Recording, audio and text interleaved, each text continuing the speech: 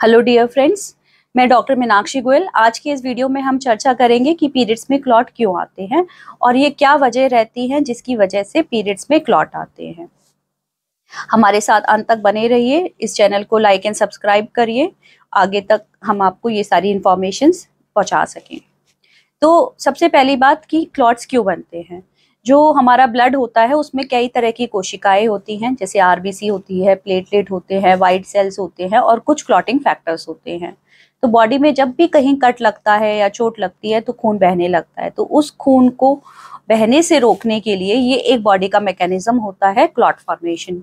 जो clot formation होता है उसमें जो आरबीसीज होती हैं उसको प्लेटलेट की हेल्प से बॉडी एक क्लॉट बना लेती है, ताकि जहां से कट लगा है वहां पे वो क्लॉट जाके जम जाए और ब्लीडिंग रुक जाए। लेकिन जब माहवारी होती है तो वहां पे हमें कोई वो एक नेचुरल प्रोसेस है, तो उसमें बॉडी क्यों क्लॉट बनाने की कोशिश करेगी। तो नॉर्मल जो हमारे पीरियड्स होते हैं उसमें क्लॉट्स नहीं बनते हैं, लेकिन जब भी ब्लड इकट्ठा होता है तो जो प्लेटलेट एग्रीगेशन होता है, प्लेटलेट जो आरबीसीज को जोड़ने का काम करते हैं वो शुरू हो जाता है, जिसकी वजह से क्लॉट्स बनते हैं। तो कभी भी आपको हैवी ब्लीडिंग होगी तो वो क्लॉट्स के रूप में बाहर निकलेगी। तो जो भी क्लॉट्स आते हैं पीरियड्स में तो इस बात का संकेत करते हैं कि आपको यूट्रस के अंदर कुछ ना कुछ प्रॉब्लम है, जिसकी वजह से आपके पीरियड्स ज्यादा आ रहे हैं और क्लॉट बन रहे हैं। अब हम जानते हैं क्या क्या रीजन हो सकते हैं हैवी ब्लीडिंग के। First, hormonal problem. हमारी बॉडी में दो तरह के हार्मोन्स प्रोड्यूस होते हैं हमारे अंडकोश ओवरी द्वारा, ईस्ट्रोजन और प्रोजेस्टेरोन। कभी भी जब इनका बैलेंस बिगड़ जाता है, हार्मोन इम्बैलेंस हो जाता है, तो वो कभी कभी हैवी पीरियड्स हो सकते हैं। हार्मोनल इम्बैलेंस का काफी कॉमन रीजन पीसीओडी रहता है। नॉर्मली पीसीओडी के पेशेंट्स के जो पीरियड्स होते हैं वो लेट आते हैं और कम आते हैं, लेकिन कभी कभी वो ज्यादा भी आ सकते हैं। सेकेंड रीजन रहता है इन्फेक्शन।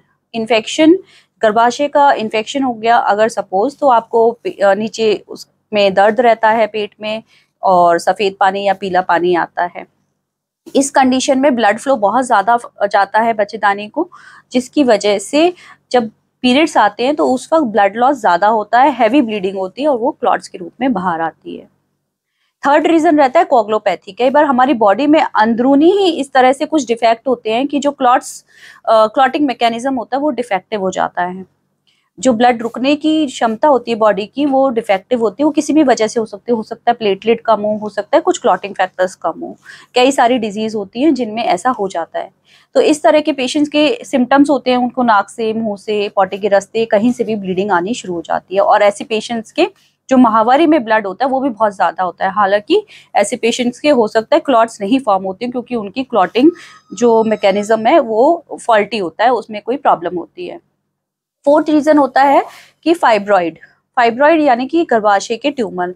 जब भी गर्भाशय में ट्यूमर रहते हैं तो उससे बच्चेदानी में खून का बहाव, बच्चेदानी का जो सरफेस एरिया है जहां से मतलब ओवरऑल उसका साइज बढ़ जाता है, जिसकी वजह से बहुत हैवी फ्लो आता है और वो क्लॉट्स के रूप में बाहर आएगा।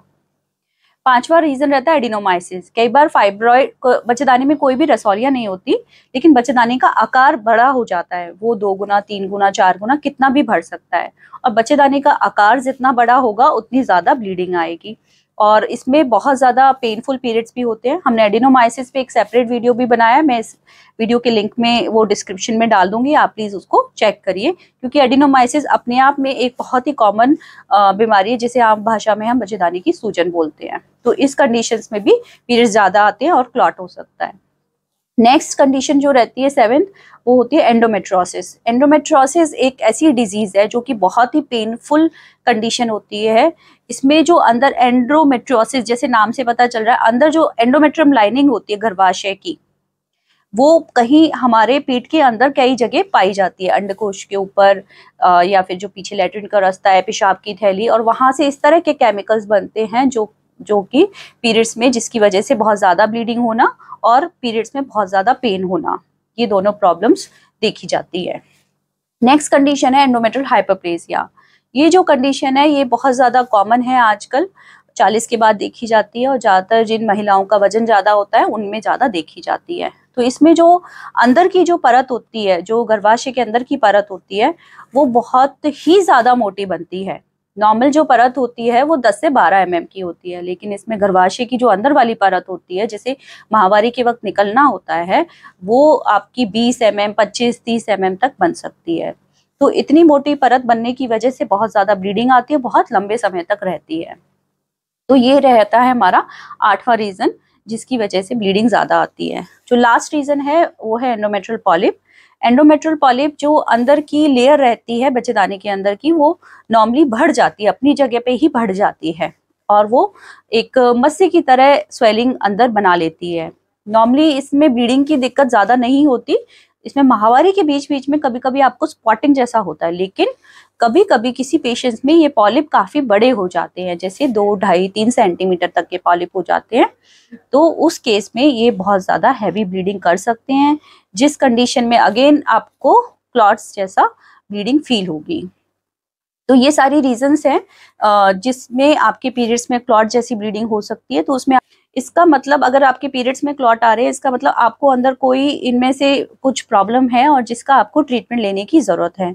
इनमें से कई सारी चीजें, कंडीशन ऐसी हैं जिनमें हार्मोनल ट्रीटमेंट या फिर एंटीबायोटिक या एक मिरेना करके हार्मोनल कॉपर्टी आती है, जिसे गर्भाशय के अंदर लगाया जाता है, जिससे ब्लीडिंग जो होती है वो काफी हद तक कम हो जाती है।